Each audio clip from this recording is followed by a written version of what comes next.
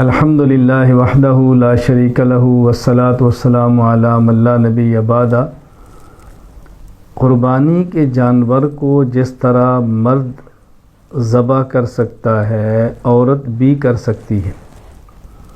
صرف کر سکنا ہی نہیں بلکہ جس کی قربانی ہے اگر وہ خود اپنی قربانی ذبح کرے تو یہ افضل، بہتر اور مستحب ہے، خواہ وہ مرد ہو خواہ وہ عورت ہو۔ تو جس عورت نے قربانی کرنی ہے وہ قربانی کے اپنے جانور کو خود ذبح کرے تو یہ بہتر ہے، افضل ہے۔ صحیح بخاری میں حدیث پاک موجود ہے، حضرت کعب بن مالک رضی اللہ تعالیٰ عنہ فرماتے ہیں،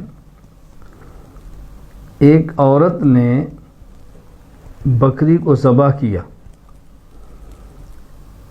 تو حضور اکرم صلی اللہ علیہ وسلم سے اس کے بارے میں پوچھا گیا، ان امرأۃ ذبحت شاۃ بحجر فسئل النبی صلی اللہ علیہ وسلم عن ذلک فامر باکلها، تو آپ نے حکم دیا کہ اس کو کھا لیا جائے، آپ نے اجازت دی کہ اس کو کھا لو۔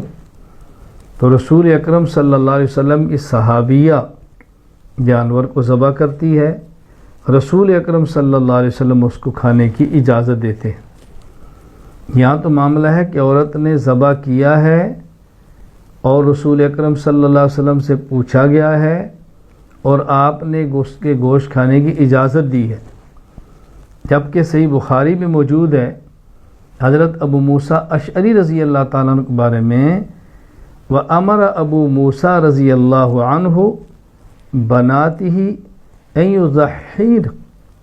یضحین بایدیہن، حضرت ابو موسیٰ اشعری رضی اللہ تعالیٰ عنہ اپنی بیٹیوں کو حکم فرمایا کرتے کہ وہ اپنے ہاتھ سے ذبح کریں۔ صحابی کا اپنی بیٹیوں کو حکم دینا، سبحان اللہ، اس سے بڑھ کر اور دلیل کیا ہو سکتی ہے؟ اس لیے عورت بھی اپنی قربانی کے جانور ذبح کرے تو بہتر ہے، اس کا رواج ڈالنا چاہیے، اس کو معمول میں لانا چاہیے۔ اللہ تعالی ہم سب کو احکام شریعت پر عمل کی توفیق عطا فرمائے۔ وآخر دعوانا الحمدللہ رب العالمین۔